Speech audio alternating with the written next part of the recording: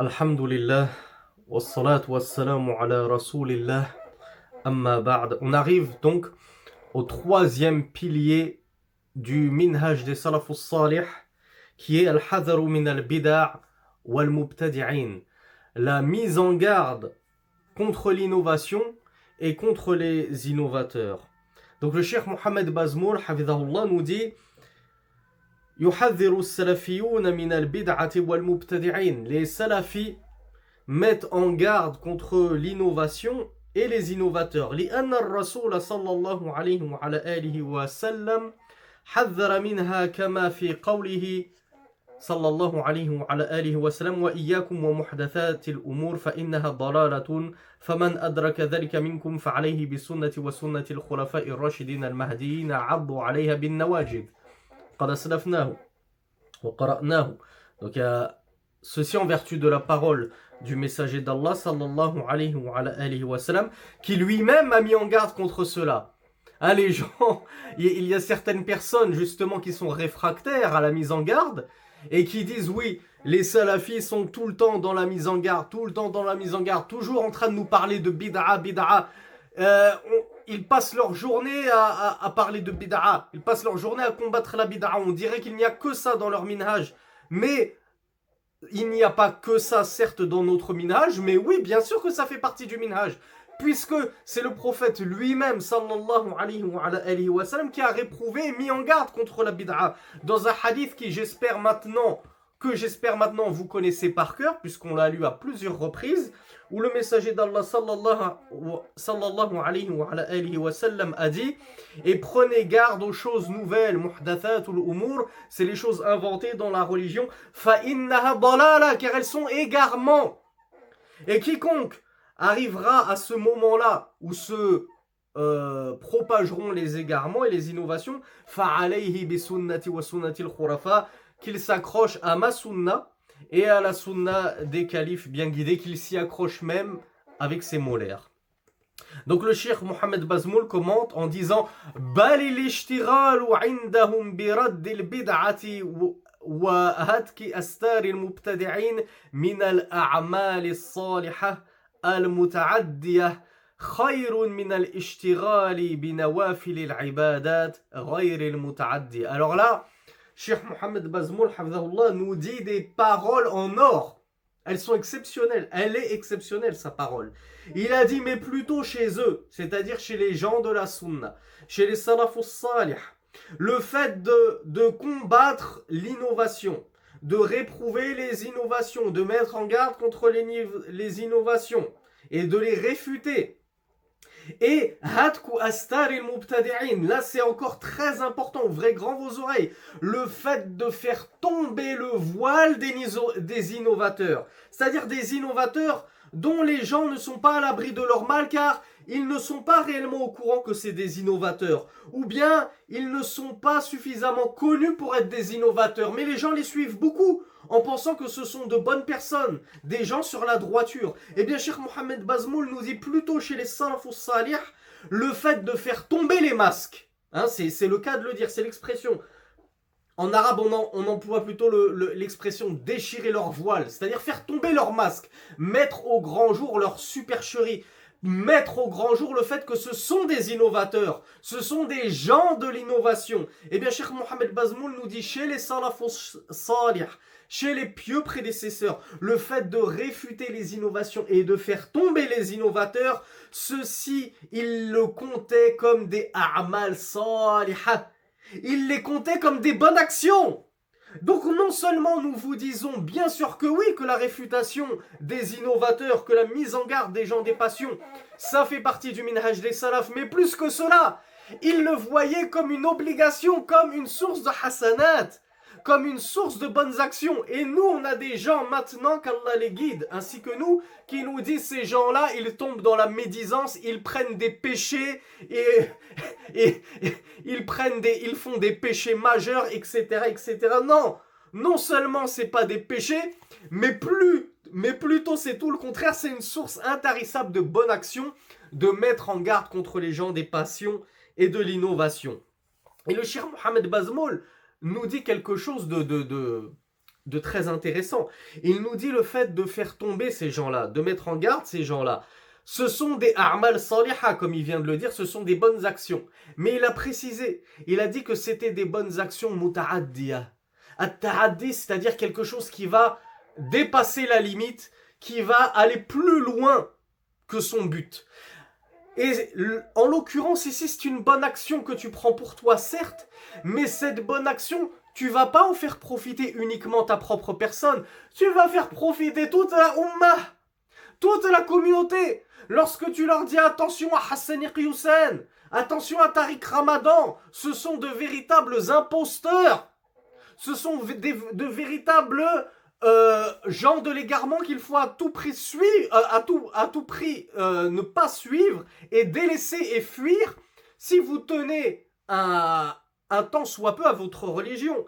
Eh bien, tous ceux qui vont t'écouter et qui vont finir par délaisser ces mauvaises personnes, eh bien, tu en auras de la récompense, bien évidemment. Et eux, par ta cause et par la grâce d'Allah, eh bien, ils vont finir par délaisser le mal et être bien guidés parce que tu les auras orientés vers les bons savants et tu les auras dissuadés de continuer à écouter les mauvaises personnes. Donc, vous voyez, la mise en garde, non seulement c'est une source de bonne action, mais comme le dit Cheikh Mohamed Bazmoul, ça va être des bonnes actions qui vont se propager au-delà de ta propre personne. Tu vas en faire bénéficier plein de monde. Et il nous dit donc que ces bonnes actions-là que constitue le fait de mettre en garde contre l'innovation et les innovateurs, les salafus salih considéraient cela meilleur que al-ishtiral binawafil al-ibadah. Binawafil al-ibadat ghayr al-muta'addiya. C'est-à-dire que les salafus salih considéraient cette chose-là, mettre en garde contre l'innovation et les innovateurs, comme étant meilleur que de faire des œuvres d'adoration surérogatoires, comme par exemple la prière de nuit, comme jeûner facultativement, comme des sadaqat mutatawwi'a, toutes les ibadat, toutes les adorations, nafila, surérogatoires, donc pas obligatoires, ghayri muta'addiya, qui ne profitent qu'à toi-même. Alors je vais enlever la sadaqa, puisque la sadaqa profite à autre chose. On va rester cantonné à la prière et le jeûne. La prière, elle profite à quelqu'un d'autre que toi? Non, c'est entre toi et ton Seigneur. Le jeûne, ça profite à quelqu'un d'autre que toi? Non, c'est entre toi et ton Seigneur. Donc ce sont des ibadah qui ne profitent qu'à toi-même, à ta propre personne. Mais là, on est en train de parler de ces ibadats surérogatoires, la prière de nuit, les rawatib, le jeûne du lundi et du jeudi, les sitta min shawwal, les 6 jours de shawwal, toutes ces choses-là. Cheikh Mohamed Bazmoul nous dit, ces ibadats, elles ne sont que pour toi. Donc personne n'en profite à part toi. Eh bien, les salafus salih préféraient s'occuper de mettre en garde contre l'innovation, réfuter les innovateurs, plutôt que de se plonger dans ce type de nawafil, d'actes surérogatoires. Bien évidemment que les salafus salih étaient les plus à même à savoir joindre les deux. Mais pour une personne qui n'aurait pas le temps, soit je prie la nuit, soit je m'occupe d'écrire un livre pour faire tomber tel innovateur qui fait tellement de mal dans la Ummah, comme Islam ibn Ahmed, qui est suivi, qui propage son venin, et les gens boivent ses paroles comme si c'était des vérités. Eh bien, Cheikh Mohamed Bazmoul te dit, chez les salafus salih, ils préféraient et ils t'auraient enjoint à plutôt t'occuper de faire tomber ce dajjal, cet imposteur, plutôt que de prier la nuit et jeûner le jour, si cela devait t'empêcher de pouvoir réfuter la bid'a et les innovateurs. Et il nous cite un athar, une parole de l'imam Ahmed ibn Hanbal qui a dit Ar-rajulu, ou plutôt qila lil imam Ahmed. Il a été demandé à l'imam Ahmed, rahimahullah, Ar-rajulu yasum wa yusalli wa ya'takif ahabbu ilayka aw yatakallamu fi ahli al-bid'ah. On a demandé à l'imam Ahmed, un homme qui va jeûner, qui va prier, qui va faire son i'tikaf, et ça je l'avais dit dans une publication Twitter, lorsque j'avais brièvement mis en garde contre je ne sais plus quel égareur du monde francophone, et certains naïfs, insouciants, m'avait rétorqué ou s'était permis de me citer en disant regardez ces gens-là, même en plein ramadan, ils ne prémunissent pas leur langue de la médisance. Donc double sottise. Première sottise, penser que c'est de la médisance de réfuter les gens de l'innovation. On vient de voir que c'est tout le contraire, c'est une source de hasanat. Et deuxième sottise, le fait qu'ils pensent que c'est interdit de faire ça pendant le ramadan. Alors que l'imam Ahmed, on lui a posé la question en plein ramadan, une personne va prier, c'est-à-dire il va prier la nuit, il va faire le qiyamul layl. Il va jeûner, il fait l'i'tikaf même. En plein ramadan, les 10 derniers jours, il fait l'i'tikaf, une retraite spirituelle dans la mosquée. Est-ce que tu préfères ceci? Ou bien tu préfères qu'il consacre plutôt son temps à parler sur les gens de l'innovation, Ahlul Bid'ah. Regardez ce que lui a répondu l'imam Ahmed, rahimahullah. Il a dit إذا صام وصلى واعتكف فإنما هو لنفسه وإذا تكلم في أهل البدع فإنما هو للمسلمين هذا أفضل. Incroyable cette parole de l'imam Ahmed. Il a répondu s'il jeûne, s'il prie, s'il fait l'i'tikaf, la retraite spirituelle, cela n'est que pour lui-même, comme on l'a dit tout à l'heure, ce n'est bénéfique que pour toi-même, c'est entre toi et Allah. T'es le seul à en bénéficier de ça, de ces adorations. Mais s'il parle contre les gens de l'innovation, qu'il les réfute, qu'il met en garde contre eux, cela est pour les musulmans. Ça veut dire, ce n'est pas juste pour sa propre pomme et pour son intérêt à lui, non, c'est dans l'intérêt de la Ummah.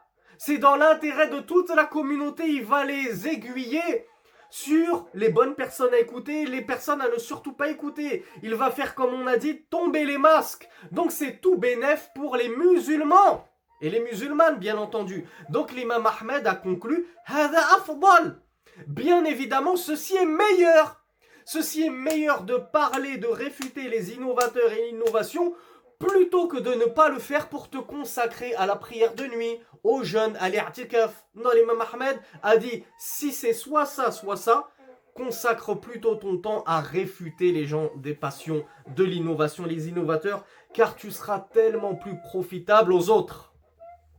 Donc, regardez à quel point son sceau et manque clairement de clairvoyance, d'intelligence et surtout de science, ceux qui pensent que la mise en garde, c'est une médisance, que ce n'est pas quelque chose à pratiquer dans la religion, que pendant le ramadan, il faut absolument s'abstenir de tout ça, quand bien même sur Twitter se propageraient des immondices en plein ramadan, des gens de l'innovation qui vont commencer à nous ramener des innovations même en plein ramadan, et il faudrait qu'on se taise parce que c'est le mois de ramadan et ne rien réfuter. Non, ce n'est absolument pas ça le minhaj des salafus salih. Ce n'est absolument pas ça la compréhension de l'imam Ahmed. Vous, je m'adresse à ceux qui prétendent suivre les 4 écoles. Oui, les 4 écoles. Nous, on ne suit pas les salafis, on ne suit pas les wahhabites. Nous, on suit la véritable sunna qui est dans les 4 écoles. Eh bien, l'imam Ahmed n'est-il pas l'auteur, l'instigateur de la 4e école? Donc si, soi-disant, vous suivez les 4 écoles, suivez l'imam Ahmed dans cette parole-là. Et acceptez une bonne fois pour toutes que la mise en garde, elle est fondamentale et elle est nécessaire dans la religion et que ça n'a rien à voir avec de la médisance. Il n'y a pas de médisance lorsqu'il s'agit de faire tomber les masques et de prouver l'égarement des innovateurs et des gens des passions. Cheikh Mohamed Bazmoul, hafizahullah, nous rapporte une parole de l'imam Abul Mufir as-Sam'ani رحمه الله أنه قال إنا أمرنا بالاتباع وندبنا إليه ونهينا عن الابتداع وزجرنا عنه وشعار أهل السنة اتباعهم للسلف الصالح وتركهم كل ما هو مبتدع محدث. Cheikh Mohamed Bazmoul حفظه nous rapporte une parole d'Abil Muzhar as-Sam'ani qui a dit: nous avons été ordonnés de suivre bil-ittiba', c'est-à-dire le suivi. Le suivi de qui? Bien sûr, Al-Qur'an wa Sunnah, Allah et son messager ainsi que les salafus salih. Wa nudibna ilayhi, cela nous a été fortement recommandé. Wa nuhina 'anil ibtida', et on nous a interdit al-ibtida', l'innovation, d'apporter des choses nouvelles dans la religion. Wa zujjirna 'anhu, et vraiment on nous a réprimandé contre cela. On nous a vraiment reproché de commettre des innovations. Wa shi'aru ahli sunnah, et le slogan le leitmotiv des gens de la sunna, c'est ittiba' les salafis salih, le suivi des pieux prédécesseurs. Tel est le slogan des gens de la sunna. Ils n'ont pas d'autre slogan.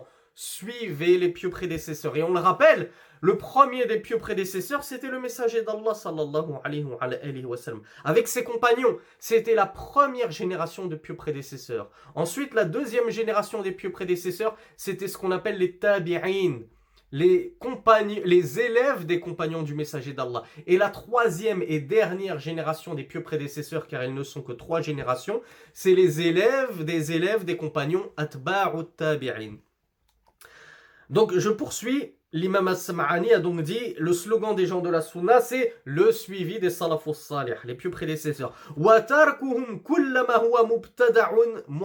Et le délaissement de tout ce qui est innovation. Tel est le minhaj des pieux prédécesseurs. C'est une innovation, je la délaisse.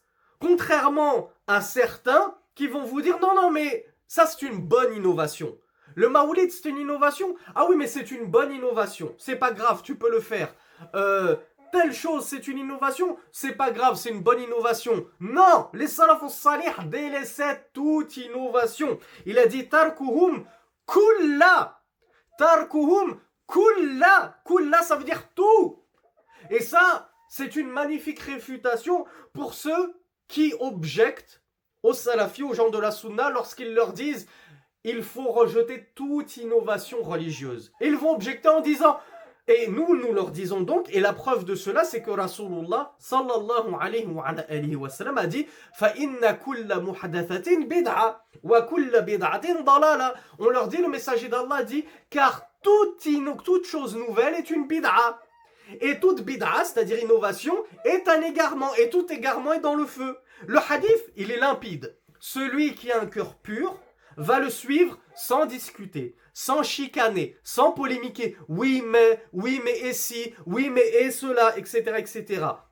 Mais vous allez avoir les gens justement de la passion, les gens de l'innovation, qui nous disent « Non mais vous avez mal compris le hadith, parce que dans la langue arabe, kullu, ça veut pas forcément dire tout à 100%, ça veut dire tout à 90%, et donc ça veut dire qu'il y a quand même 10% de bid'a qu'on peut considérer comme autorisée, qu'on peut même considérer comme bonne, etc. Et ils vont vous ramener des paroles de certains savants qui ont classé la bid'a en 5 catégories, qui ont divisé la bid'a entre mauvaise et bonne, etc., etc. Et ils vont rejeter la parole limpide du messager d'Allah en objectant, regardez, ces savants ne l'ont pas compris comme vous. Eh bien, nous, on vous ramène aussi des paroles de savants. Et on vous dit, oui, mais regardez, il y a des savants qui l'ont compris comme nous.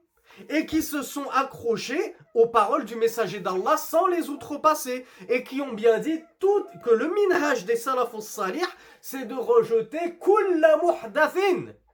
C'est de rejeter toute nouveauté dans la religion. Ils n'ont pas dit le minhaj des salafs, c'était de faire le tri entre les bid'a. Celles-là on les prend, celles-là on les jette. Non, toute bid'a, à les rejeter. Troisième parole que nous rapporte Mohammed Bazmoul, hafidhahullah, il nous dit Qala qiwamu sunna al-Asbahani, rahimahullah. Et ça, cette parole, elle est exceptionnelle. Vraiment, celui qui veut faire un screen, qu'il screen. Je lui laisse 15 secondes pour faire un screen, mettre pause et screener, et propagez-la, barakallahu fikum, partout où vous pouvez cette parole. Il nous dit Qiwamu Sunna al-Asbahani rahimahullah wa yanbaghi lil mar'i an yahdhura muhdathati al-umur. Il convient à l'homme de faire attention, de prendre garde contre les nouveautés. Fa inna kulla muhdathatin bid'a, car toute nouvelle chose est une bid'a, une innovation. Encore une fois, Qiwam Sunnah, il n'a pas dit, attention, certaines innovations, la plupart des innovations sont mauvaises, mais il subsiste quelques innovations bonnes. Ne comprenez pas ça comme l'ont compris les wahhabites en l'an 2020. Non. Il a insisté, il a paraphrasé le messager d'Allah et il a répété tel quel les propos du messager d'Allah. Et ça, c'est une explication. Quand un savant n'outrepasse pas les propos du messager d'Allah, ça veut dire que c'est bien ainsi qu'il faut les comprendre. et qu'il n'y a pas un sens sous-jacent, opposé au sens primaire et principal qui vient à l'esprit, le premier sens qui vient à l'esprit. Non, ça veut dire que oui, c'est bel et bien ainsi qu'il faut le comprendre. فَإِنَّ كُلَّ مُحْدَثَةٍ بِدْعَةٍ. Toute chose nouvelle, bien sûr, dans la religion, hein. on a des gens mais qui ont même dépassé le statut de la sottise et qui, pour réfuter les gens de la sunna, vont dire oui, ça veut dire que les avions c'est haram, parce que les avions ça n'existait pas au temps du messager d'Allah, ça veut dire que les voitures c'est haram, ça veut dire que les téléphones portables, les ordinateurs c'est haram. Ben oui, vous dites que toute nouveauté c'est une bid'a et que toute bid'a c'est haram. Non, ça c'est ce qu'on appelle un sophisme. C'est une parole qui a l'air intelligente en apparence alors qu'elle est d'une bêtise abyssale. On a rarement touché autant le fond que ces gens-là qui font semblant de ne pas comprendre que lorsqu'on parle de bid'a, on parle de bid'a dans la religion, pas dans le domaine mondain, pas dans la vie de tous les jours, les innovations scientifiques, marhaban bihinna. Bienvenue aux innovations scientifiques, bienvenue aux innovations dans la médecine, etc., etc., bienvenue à la technologie. Mais dans le domaine religieux, non, on n'en veut pas de vos innovations, gardez-les pour vous.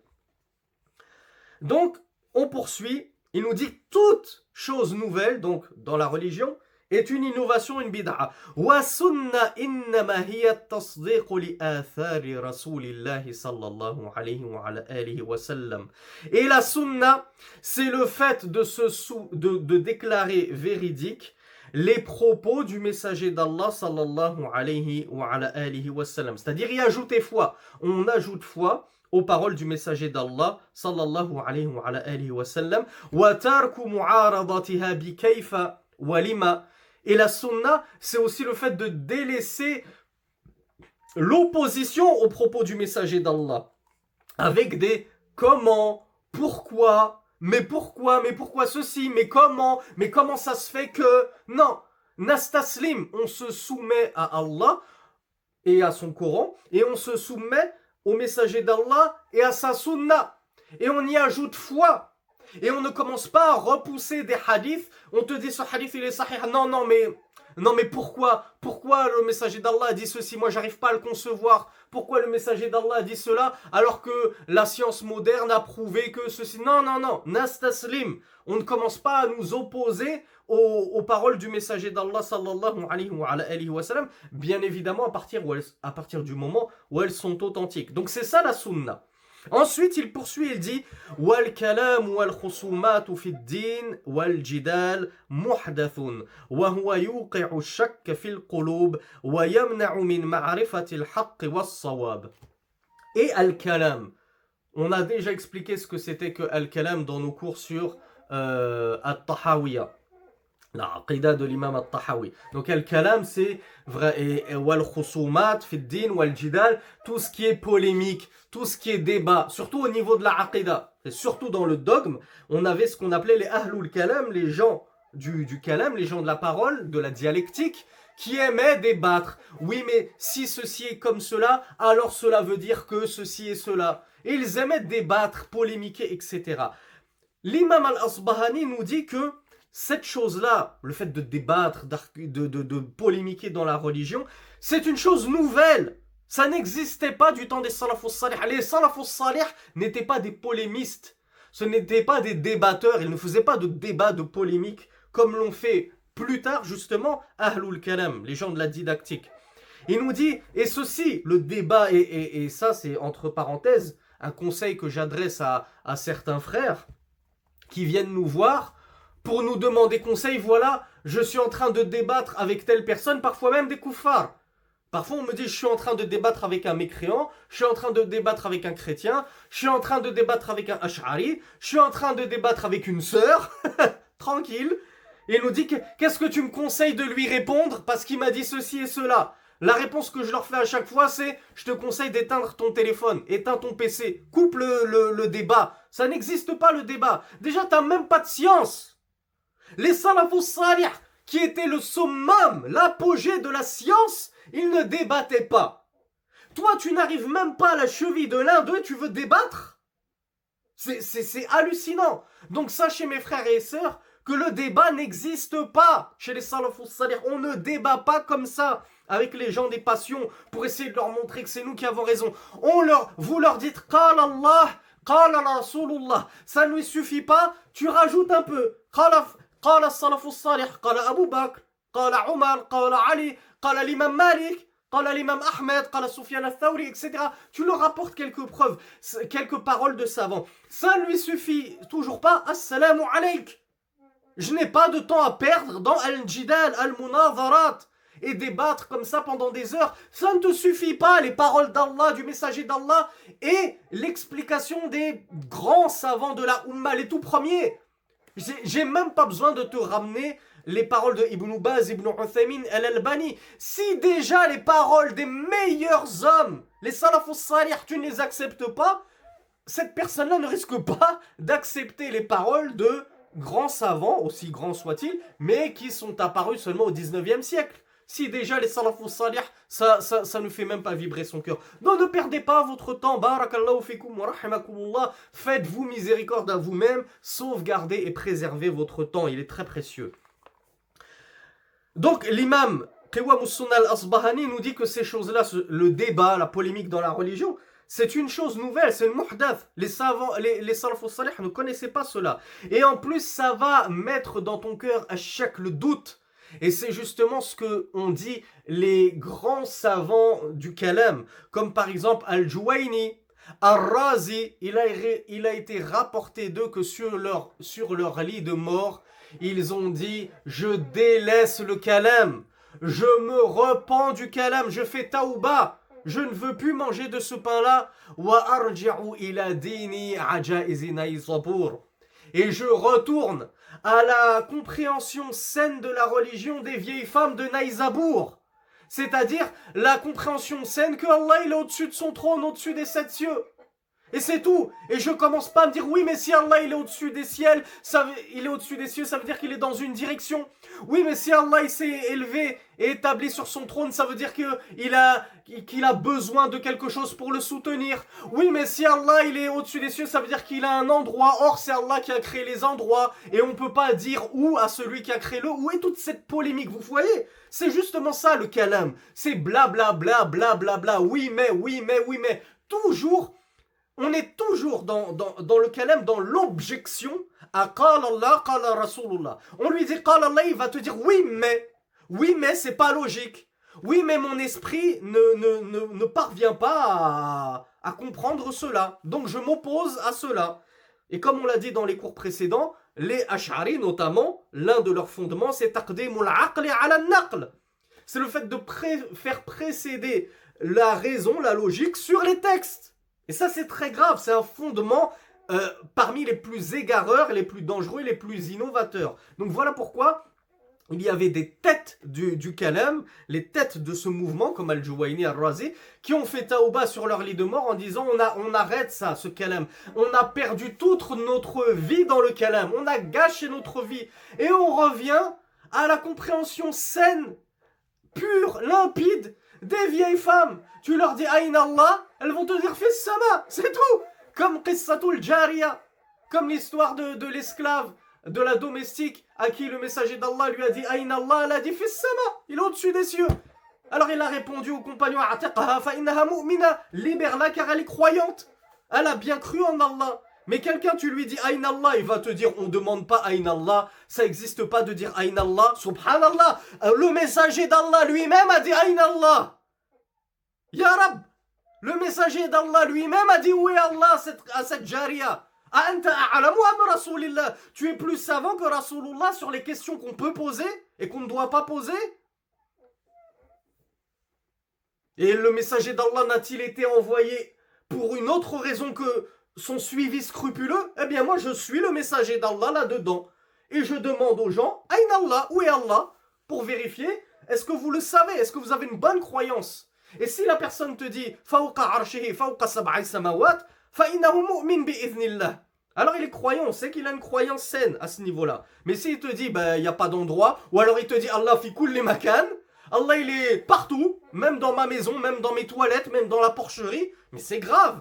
Ça, c'est justement la croyance de Wahdatul Wujud de certains soufis, très égareurs. Donc vous voyez à quel point Al-Kalam, le fait de toujours discuter, de débattre, eh bien comme l'a dit l'imam Al-Asbahani, ça ne va faire rien d'autre que de jeter des ambiguïtés et le doute dans ton cœur. Et puis tu vas finir par avoir un dogme éclaté dans le sens que ça part dans tous les sens. Tu ne sauras même plus qui est Allah au final. Comme l'ont dit nos grands savants comme Ibn Uthaymin, comme Ibn Baz, comme tant d'autres, Haoula'i ya'budun al-adam. Ces gens-là, ils n'adorent pas Allah, ils n'adorent pas une divinité, ils n'adorent pas un Dieu, ils adorent du vide, un néant. Puisque tu leur dis Bima yattasifu Rabb, ils te disent Bila shay. Par quoi quels sont les attributs du Seigneur, les nobles attributs d'Allah?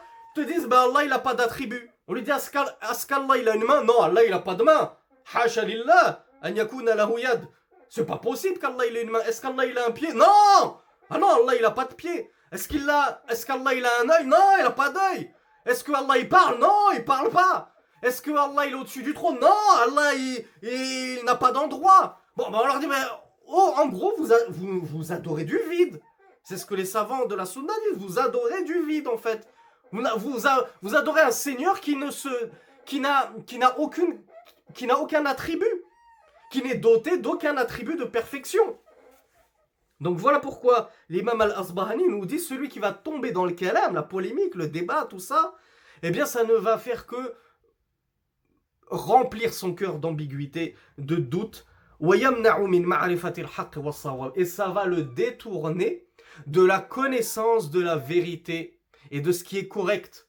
Mais si tu t'accroches au pas des sahaba, au pas des salafus salih, des pieux prédécesseurs, tu t'accroches au Coran et à la Sunna, via la saine compréhension de ces pieux prédécesseurs, eh bien, Inch'Allah, tu trouveras la vérité, tu trouveras ce qui est correct. Mais si tu t'éloignes de leur voie, forcément que tu vas t'éloigner de la vérité et de ce qui est correct. Et enfin, on termine sur ces magnifiques propos, et il dit وَلَيْسَ الْعِلْمُ بِكَثْرَةِ الرِّوَايَةِ وَإِنَّمَا هُوَ الاتباع والاستعمال يقتدي بالصحابة والتابعين وإن كان قليل العلم ومن خالف الصحابة والتابعين فهو ضال وإن كان كثير العلم انتهى كلامه رحمه الله. Donc on termine sur ces propos en or. Et il a dit, et écoutez, vraiment, c'est peut-être l'une des plus belles parties de ses propos, c'est qu'il a dit la science, ce n'est pas la profusion de riwaya, de mémorisation de chaînes de transmission, de mémorisation de hadith, même de mémorisation du Coran. La science, ce n'est pas, je suis capable de te dire, d'après Foulan, d'après un tel, d'après un tel, d'après un tel, d'après Abi Bakr, d'après le prophète qui a dit cela. La science, ce n'est pas de dire, dans le Coran, il y a écrit, et tu enchaînes. L'imam Al-Asbahani nous dit, la science, ce n'est pas la profusion de riwaya, de transmission, donc de rapports, rapport que ce soit des rapports de hadith ou rapports du Coran, mais ce n'est que le suivi et la mise en pratique. Quand bien même je ne connais pas le Coran par cœur, et toi tu le connais par cœur, je connais pas beaucoup de hadiths par cœur, même les Arba'in Nawawiya c'est à peine si je les ai appris, et toi t'as carrément Bukhari, Muslim, Sunan Abi Dawud, t'as tout ça, mais ce qui va faire la différence entre toi et moi, c'est que moi je suis Rasulullah sallallahu alayhi wa sallam et j'applique le peu que je connais du messager d'Allah. Et toi tu connais énormément, mais tu ne suis pas Rasulullah. Tu empruntes un autre chemin, donc tout ce que tu as appris est un argument contre toi. Ça va être un argument en ta défaveur, Yawm al-Qiyamah, au jour dernier. Quand Allah va te dire tu as appris le Coran par cœur, Hal amilta bihi. Est-ce que tu as œuvré selon ce que tu as appris du Coran? Tu as appris Sahih Bukhari, Muslim, Abi Daoud, Tirmidhi, Nasai par cœur. Est-ce que tu as œuvré selon les hadiths qu'ils contenaient? Ou tu faisais tout le contraire? Tu étais noyé dans la bid'a. Tu savais que ces choses ne se trouvaient nulle part dans le Coran et la Sunna. Et pourtant tu les pratiquais et tu appelais les gens à ça. Donc c'est ce qu'il nous dit Al-Asbahani. C'est pas ça la science. La science c'est pas d'apprendre bêtement par cœur. Puis ensuite tu ne suis pas et tu t'opposes au texte canonique. Non, Il nous dit, mais plutôt la science, c'est le suivi et la mise en pratique. Allahu Akbar, comme elle est belle cette parole. Et il nous dit donc, il suit les compagnons et les tabi'in. Donc les deux premières générations déjà, parmi les salafus salih, wa in kana qalil al-ilm, même s'il a peu de science, à partir du moment où il les suit, celui-là sera meilleur que celui qui a beaucoup de science mais qui ne les suit pas, et plutôt qui va suivre le shaitan, les gens de l'innovation et ses passions. Et c'est pour ça qu'il nous dit, et quiconque va s'opposer aux sahaba et aux tabi'in khalafahum, il va diverger des compagnons et des tabi'in, fahuwa dallun, il sera un égaré. T'as beau avoir le Coran par cœur et les kutub as-sitta, les 6 livres de hadith, tu seras un égaré à partir du moment où tu contredis Allah, tu contredis les compagnons, tu contredis la voie des pieux prédécesseurs. Wa in kana kathir al-ilm, même s'il a beaucoup de science, il vaut mieux avoir peu et la mettre en pratique qu'avoir beaucoup et mettre tout le contraire de ta science en pratique. Donc, fin des propos de l'imam Qiwam Sunnah al-Asbahani que j'ai trouvé vraiment exceptionnel. Donc, Cheikh Mohamed Bazmoul poursuit en nous disant وَيُحَذِّرُونَ مِنْ مُجَالَسَةِ أَصْحَابِ الْبِدَعِ, c'est-à-dire le minhaj des salafus salih, des pieux prédécesseurs, c'est qu'ils mettent en garde contre l'assise d'avec ou auprès des gens de l'innovation. Donc il met en garde contre la compagnie des gens de l'innovation. On n'essaye pas de les fréquenter, ces gens-là. Et c'est ce qu'ont beaucoup de mal à comprendre certains frères qui se réclament de la salafia. Il y a beaucoup de frères qui se réclament de la salafia et qui disent « il n'y a aucun souci à fréquenter les gens de l'innovation ». L'imam Mohamed Bazmoul nous dit « Anil Hassan qala la tujalis sahiba bid'atin fa innahu yumridu qalbak ». Al-Hassan al-Basri te dit « ne t'assois pas avec les gens de l'innovation car cela va rendre ton cœur malade ».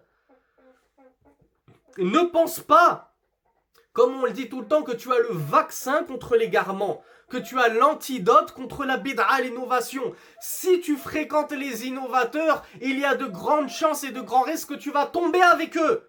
Ils vont te faire tomber, à un moment, ils vont te mettre une ambiguïté dans la tête et tu vas flancher. J'oublierai jamais qu'Allah préserve ce frère, il s'appelait Ibrahim. C'était mon colocataire en Égypte. C'était donc mes tout premiers mois en Égypte. J'avais la aqida des vieilles femmes de Naïsabour. Bon, plus ou moins. Parce que j'étais vraiment extrêmement ignorant. Je ne connaissais rien à ma religion lorsque je suis allé en Égypte. Je ne connaissais quasiment rien à ma religion.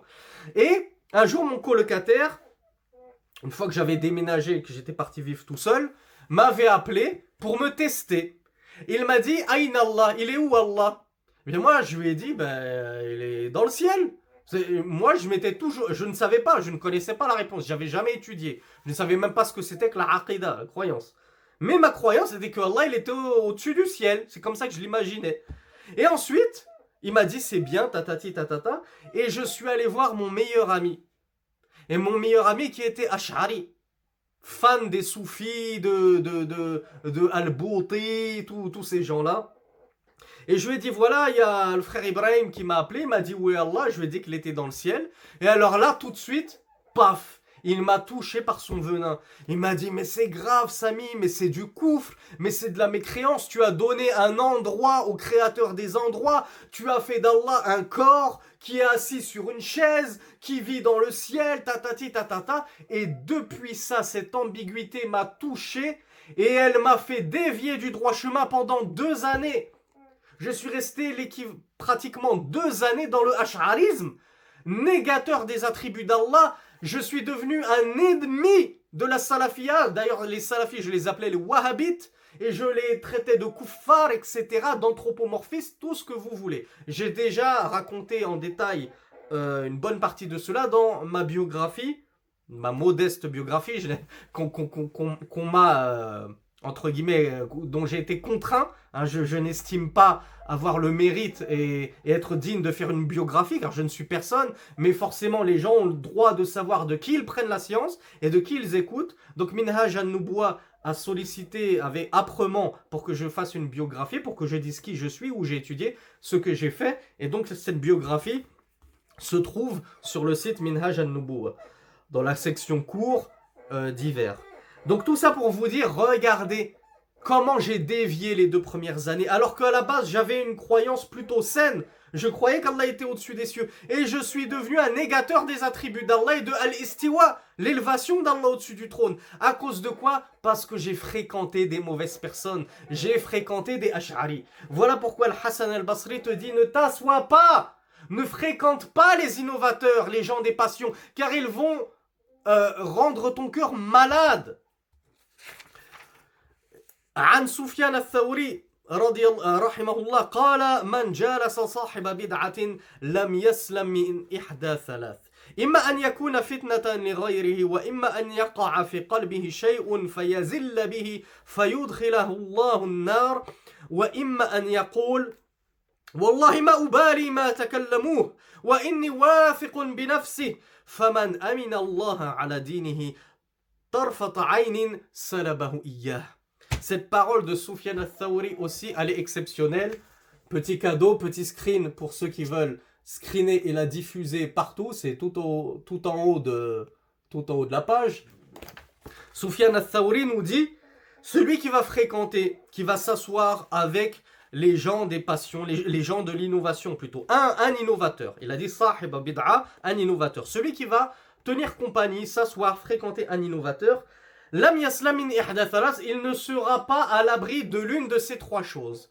C'est-à-dire que Soufiane al-Thawri nous dit forcément tu vas tomber dans l'une de ces 3 erreurs. Tu ne peux pas être prémuni si tu fréquentes, tu t'obstines à vouloir fréquenter un innovateur. Il nous dit imma an yakuna fitnatan li ghayrihi, soit tu vas devenir une fitna pour autrui. Qu'est-ce que ça veut dire une fitna pour autrui? Ça veut dire que toi, tu es un frère salafi. Tu es connu pour ta salafia. Et les gens ont confiance en toi. Lorsqu'ils te voient, ils te disent ah, masha'Allah, la quwwata illa billah, c'est le frère untel, masha'Allah, la quwwata illa billah, c'est un frère bon, c'est un bon salafi, il a de la science et tout. Mais un jour, il va te voir fréquenter cet innovateur. Il va te voir rire avec lui, manger avec lui, plaisanter 1 jour, 2 jours, 3 jours. À un moment, il va se dire, si ce frère salafi que j'estime, en qui j'ai confiance, il fréquente cette personne, c'est que c'est une bonne personne elle aussi, qu'elle est fréquentable. Donc je vais aller la fréquenter. Et imaginez-vous la chose lorsque ce sont des prédicateurs. Il y a certaines personnes qui s'imaginent que Rachid El-Jay est salafi. Ils ont confiance en Rachid El-Jay. Et ils voient Rachid El-Jay passer sa vie à fréquenter, Boussena. Il fait des vidéos avec lui, il part en vacances avec lui, il ouvre un institut avec lui, il fait des cagnottes avec lui, il est tout le temps avec lui. Du matin jusqu'au soir. Moi j'ai confiance en Rachid El-Jay. Eh bien je vois que Rachid El-Jay, lui, il fait confiance à Boussena. Ben je vais me dire Boussena, je vais lui faire confiance. Si Rachid El-Jay lui fait confiance, moi, c'est que moi je peux lui faire confiance. Et je vais me mettre à écouter Boussena.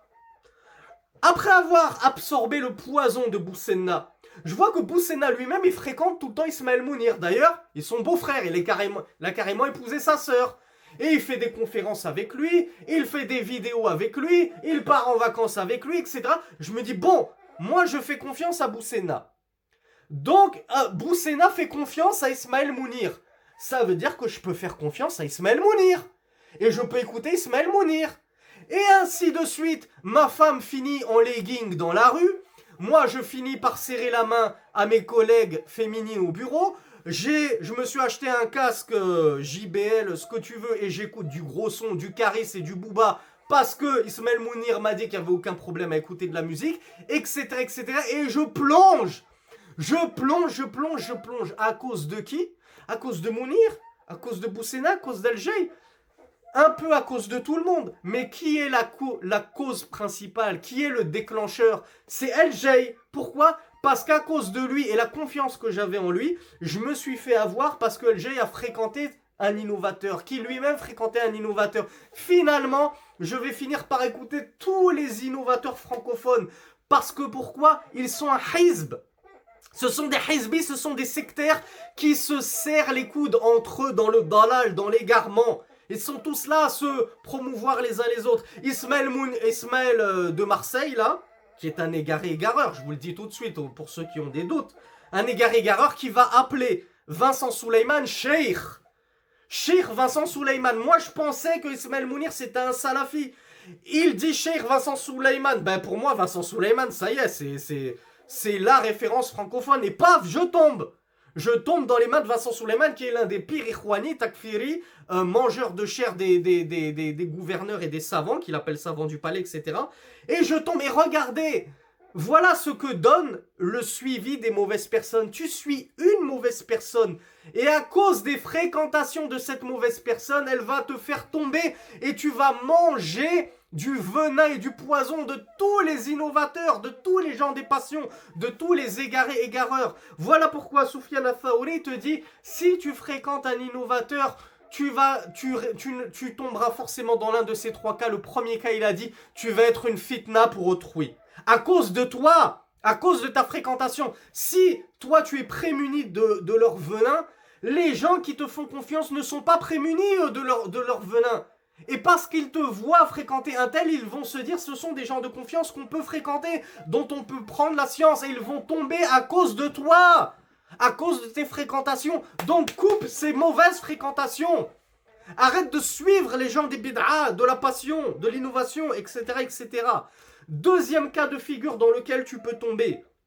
À défaut d'être une fitna pour autrui, une épreuve et une tentation pour autrui, il nous dit imma an yaqa'a fi qalbihi shay'un fayazilla bihi fayudkhilahu Allahu an-nar. Si tu fréquentes cet innovateur, il se peut qu'il finisse, comme ça m'est arrivé, par te toucher par son innovation et tu vas tomber. Tu vas dévier du droit chemin à cause de ça. Et alors Allah te fera rentrer en enfer et dans le feu à cause de cette innovation. Souvenez-vous du premier cours. 73 sectes en islam, toutes dans le feu, sauf une. Ma ana alayhi wa ashabi. Ce sur quoi le messager d'Allah était, ainsi que ses compagnons. Tous ceux qui emprunteront un autre chemin, une autre voie, seront tous dans le feu. C'est Soufiane al-Thaouri qui nous dit, qui nous paraphrase cela. Il nous dit, si tu fréquentes un innovateur, tu risques d'être touché par son innovation. Et si tu es touché par son innovation, Allah te jettera dans le feu. Il n'y a pas d'autre place que le feu pour un innovateur. Ne prenez pas ça à la légère. Barakallahu fikum. Comment faut-il vous le dire? Ne prenez pas ça à la légère. Les innovations, c'est pas une petite chose futile, pas grave dans la religion. Ah, j'ai fêté le Maoulid, c'est pas grave. Ah, j'ai fait ceci, c'est pas grave. Ah, tous les matins, je récite 100 fois telle sourate, tel dhikr, parce que c'est mon gourou soufi qui l'a vu en rêve. Ce n'est pas une simple, une légère affaire, l'innovation. Ça va te faire tomber dans le feu. Et enfin, la troisième chose dans laquelle tu risques de tomber si tu suis les innovateurs, ou si tu fréquentes un innovateur, il suffit d'en fréquenter un seul, un innovateur. Soufiane al-Thaouri nous dit wa imma an yaqula, et là ouvrez grand vos oreilles, barakallahu fikum, parce que combien de frères et de sœurs n'entendons-nous pas, j'allais dire tous les jours, très souvent, tous les mois, toutes les années, c'est sûr. On les entend tous dire ça sur les réseaux sociaux, sur YouTube, dans la rue, tout le temps. Ils disent « Wallahi ma ubali ma takallamuh » Par Allah, je me fiche de ce qu'ils peuvent bien raconter, ces gens contre qui vous nous mettez en garde. Moi, je m'en fiche de ta mise en garde et je ne me préoccupe pas trop de ce que ces innovateurs raconte. Je continue à les écouter. Là, ce qui est sous-entendu, c'est que je refuse ta mise en garde. Je continue à les écouter. Moi, je m'en fiche que tu mets en garde contre Nader Abouanas, Mohamed Navir, Marwan Matmati, tous les égarés de la francosphère, sphère francophone. Je m'en fiche, je continue à les écouter. Ça m'importe peu. Et Soufiane al-Thaouri te le dit. Wallahi ma ubali ma takallamu. Wa inni athiqu bi nafsi. Wa inni wathiqun bi nafsi. C'est ce que tout le monde dit. Car j'ai confiance en moi-même. Qu'est-ce que nous disent ces frères et sœurs? J'ai confiance en moi-même. Ce qu'ils disent de vrai, je le prends. Et ce qu'ils disent de faux, je le repousse. Et je le rejette tout simplement. Non, moi je veux continuer à écouter El Jay, Ismaël Mounir, Boussena, Iqi Hussein, Tariq Ramadan, Islam Ibn Ahmed, Alain Ali, Al-Roubaissi, Mohamed Navir, tout le monde, de toute façon, ils sont tous, il suffit de regarder sur YouTube, ils sont tout le temps ensemble. Hein, c'est minhaj des Ikhwan pur et dur. On s'unit sur ce sur quoi on est d'accord et on s'excuse dans nos divergences. On n'a pas la même aqidah, c'est pas grave, on s'excuse. Tant qu'on arrive à faire des vues sur YouTube et gagner de l'argent et ouvrir des instituts et vendre des livres, c'est le principal. Minhaj des Ikhwan pur et dur. L'excuse dans le faux. On s'excuse sur le faux et le batil. Incroyable.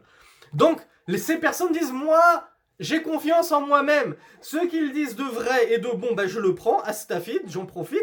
Et dès qu'ils disent des erreurs, ben je ne les suis plus. Mais Akhi, tu es qui au juste? Toi, tu es qui? Toi, Ourti, tu es qui? Tu sors d'où? Tu es diplômé de Médine? Tu as un doctorat? Tu as ne serait-ce qu'une licence? Peut-être à Karawiyin, à Fès? Même ne serait-ce qu'au Maroc? Est-ce que tu étudies un peu l'islam? Ou bien, tu es comme Qasim al-Faransi, tu prends des livres en français parce que tu n'arrives même pas à distinguer le bas du ta en arabe. Tu prends des livres en français et tu te dis, moi je suis un talib ilm. Je suis un étudiant en sciences. Moi, je suis l'élève de Shir Chalabi parce que j'ai écouté les audios de Shir Chalabi. Donc je suis un étudiant en sciences, je suis apte à distinguer le vrai du faux. Non, tu n'es pas apte, Akhi. Tu n'es absolument pas apte. C'est pas comme ça que ça marche. Les innovateurs, on les rejette en bloc. On ne prend pas le bon d'eux et le mal on le rejette puisque à la base, tu n'as aucun niveau. Sans vouloir être méchant avec vous, je suis le premier à le dire. Moi-même, je n'ai aucun niveau. Moi-même, je suis au ras des pâquerettes dans la science. Alors imaginez-vous des gens qui n'ont même pas fait une année de talab al-ilm en langue arabe. Parce qu'il y en a qui vont faire ils vont te dire, moi je sors de l'IESH. Moi j'ai 3 ans d'IESH. Mais Akhi, tout ton cursus tu l'as fait en français. Tu es incapable de lire un texte en arabe sans faire d'erreur, sans le comprendre de travers. Comment tu peux te prétendre étudier en sciences? Ah, moi j'ai fait 2 ans dans tel institut à Saint-Denis, ici, là. Tu n'as étudié qu'en français, les bases. Tu n'as pas al-ahliya, tu n'as pas l'habilité et la capacité de distinguer le vrai et le faux. C'est pour ça que les débutants, les néophytes, les apprentis, ceux qui rentrent dans la religion, on les met tout de suite en garde contre les innovateurs. Attention! Lance-toi dans la religion, lance-toi dans le talab al-ilm et étudie auprès de tel et tel et tel. Écoute les cours de tel et tel et tel. Lis les livres de tel et tel et tel et fais attention, écarte-toi de tel et tel. Parce que tu n'as absolument pas le niveau pour savoir qu'est-ce qui est vrai et qu'est-ce qui est faux. Donc ça, c'est la 3e erreur qu'on rencontre le plus. Tu vas mettre en garde les frères contre tel prédicateur. Wallahi, je vais continuer à l'écouter. J'ai confiance en moi-même. Ce qu'il dit de bien, je le prends. Ce qu'il dit de mauvais, je rejette. Et ensuite, tu les retrouves noyés dans les innovations, noyés dans le faux, noyés dans l'islam de France. Mais oui, il n'y a aucun souci à fêter Noël. C'est Boussena qui l'a dit. Ah, mais comment tu savais si le fait de souhaiter bon Noël à un chrétien, c'était une vérité ou un égarement? Ben justement, tu n'as pas le niveau pour le savoir. Donc toi, tu as pris cet égarement comme une vérité. Et tu as plongé à cause de quoi? Parce que tu as refusé d'écouter les mises en garde et d'écouter les frères qui t'ont dit « Fuis ce Boussena comme la peste !» N'écoute rien de lui. Même sa récitation du Coran, ne l'écoute même pas. Pourquoi? Parce que ton cœur pourrait s'attacher à lui. Tu vas te dire, Masha'Allah, la quwwata illa billah, j'adore sa récitation du Coran, je ne m'en lasse pas. Mais à force d'aimer sa récitation, c'est lui, c'est la personne, c'est l'individu que tu vas aimer. Et à force, tu vas te tenter d'écouter 1 ou 2 cours. Je vais pas juste écouter sa récitation, je vais écouter 1 ou 2 cours. Et paf, tu seras perdu. Donc, Sofiane al-Thawri conclut par cette magnifique parole. en nous disant Faman amin Allah ala dinihi tarfata aynin salabahu iyyahu. Allahu Akbar. Cette parole, elle est exceptionnelle. Quiconque se croit à l'abri du stratagème d'Allah. Makr Allah, c'est ce qui est voulu, c'est makr Allah. Man amin Allah, yani man dhanna annahu man amina makr Allah. Celui qui pense être à l'abri du qadarullah, de la destinée d'Allah. Allah, par exemple, avait destiné que tu tomberais. Comme moi qui étais sur une croyance à la base saine, même si je ne connaissais pas grand-chose, et j'ai fini par tomber, me casser les dents dans le ash'arisme, jusqu'à ce qu'Allah m'en sorte par sa grâce. Walhamdulillah walillahi al-minna. Donc, Sufyan al-Thawri te dit, quiconque pense être préservé du stratagème d'Allah, comme ces gens-là qui te disent, moi, j'ai confiance en moi-même. J'écoute les innovateurs, j'écoute ce qu'il y a de bon, je le prends, ce qu'il y a de mauvais, je le rejette. Tu penses être à l'abri. Tu penses qu'il ne t'arrivera rien dans ta religion. Man amin Allah ala dinihi. Celui qui pense être à l'abri d'Allah dans sa religion. Il pense être à l'abri de la déviance, de l'égarement, de faire un faux pas, de tomber. Sufyan al-Thawri te dit tarfat aynin, ne serait-ce que le temps d'un clignement d'œil. Un clignement d'œil. On ne te dit pas de penser que tu es à l'abri pendant des années, juste l'espace d'un clignement d'œil, tu te dis en une microseconde, je suis à l'abri d'Allah. Je peux écouter un... Ah, il y a juste un extrait qui tourne sur Twitter de Boussena. L'extrait dure 1 minute, c'est bon. Les frères m'ont dit de ne pas écouter les cours de Boussena. D'accord, j'écoute ses frères, j'écoute pas Boussena. Là, c'est un extrait d'1 minute, ma'alish. Ça va rien faire si j'écoute cet extrait-là. C'est 1 minute. Je vais pas tomber dans l'égarement, je vais pas dévier, je vais pas finir en enfer parce que j'ai écouté 1 minute de Boussena. N'exagérez pas, ne soyez pas dingue. Arrêtez d'être comme ça sur la mise en garde. Tu écoutes un extrait, juste fêter Noël. Et paf, tu commences à fêter Noël. Paf, tu commences à suivre les chrétiens dans leurs rites. Paf, tu commences à aimer les rites des chrétiens. Paf, tu finis par visiter une église avec tes voisins chrétiens. Paf, tu commences à être émerveillé par leur culte et tout. Paf, tu finis chrétien. Alors là, j'exagère, mais pour vous dire, ce n'est pas moi qui le vous dis, c'est Sufyan al-Thawri qui te dit, si tu penses le temps d'un clignement d'œil être à l'abri dans ta religion, qu'il ne peut rien t'arriver, salabahu iyahu, Allah te reprendra ta religion. Allah va te la prendre, ta religion. Il va t'enlever la saine croyance, la rectitude sur laquelle tu étais. Pourquoi? Parce que tu t'es dit, ana athiqu bi nafsi, j'ai confiance en moi-même. Je n'ai pas besoin des mises en garde des autres. Je n'ai pas besoin des paroles de savants qui me disent de fuir et de ne pas écouter les mubtadi'in, les innovateurs. Je sais très bien faire la part des choses. Je suis un grand savant. J'ai lu quoi J'ai lu 3 articles sur sajidib.com. Ça y est, j'ai échangé avec des frères musulmans sur le forum, je sais pas comment il s'appelle, mejlis.com et tout. C'est bon, je suis un savant. Je suis à l'abri. Non, si tu te crois à l'abri, il ne serait-ce que d'un clignement d'œil, Allah te fera tomber, reprendra ta religion. Donc, c'est pour ça que Nas'alullah subhanahu wa ta'ala da'iman al-thabat ala dinihi al-haq. On demande toujours à Allah de nous maintenir sur la religion de la vérité. Même des gens qui ont étudié des années continuent à demander al-thabat ala al-haq, qu'Allah les maintienne sur la religion. Alors que dire de vous?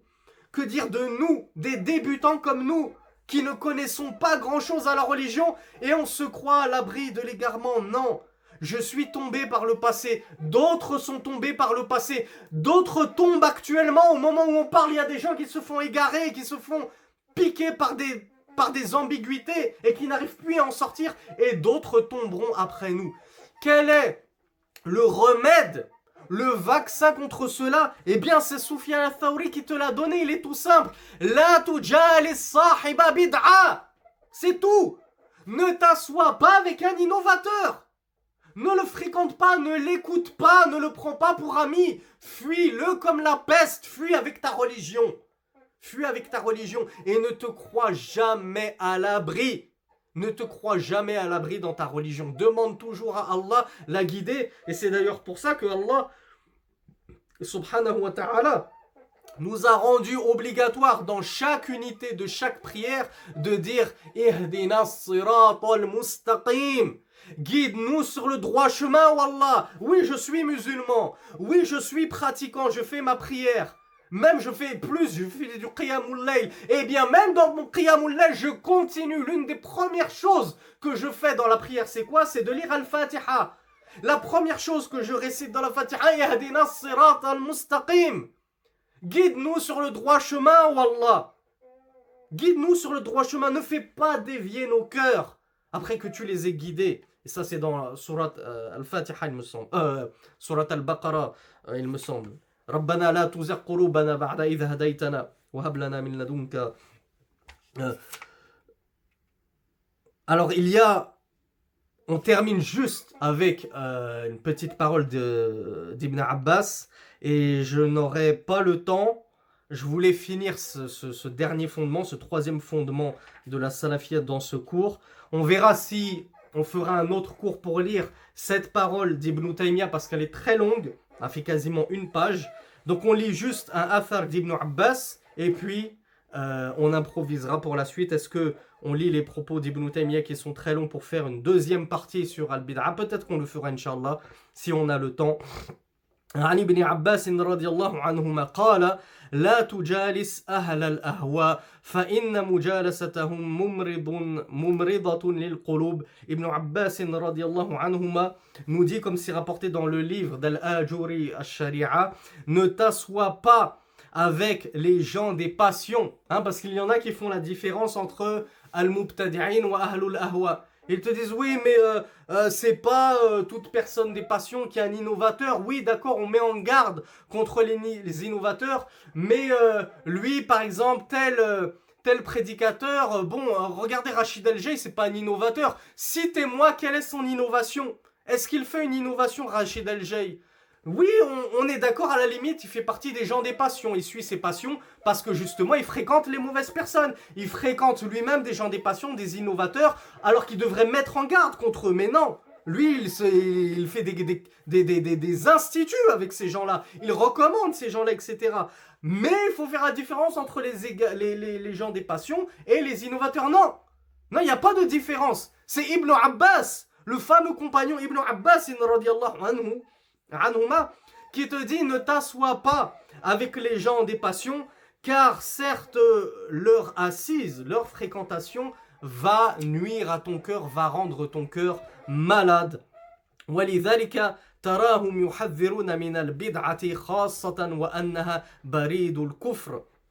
Cheikh Mohammed Bazmoul conclut en disant et c'est pour cela que tu les verras, c'est-à-dire les salafus salih, les plus prédécesseurs, mettre en garde contre l'innovation car elle est une porte vers la mécréance. C'est la porte ouverte vers la mécréance. Plus tu tombes dans l'innovation et plus tu as deux doigts de tomber dans la mécréance. On va s'arrêter là pour ce cours, il est déjà assez long, 1 heure. Inch'Allah, on essaiera de terminer ce troisième pilier, ce troisième fondement de la salafiyya lors du prochain cours. هذا والله أعلم سبحانك اللهم وبحمدك أشهد أن لا إله إلا أنت أستغفرك وأتوب إليك.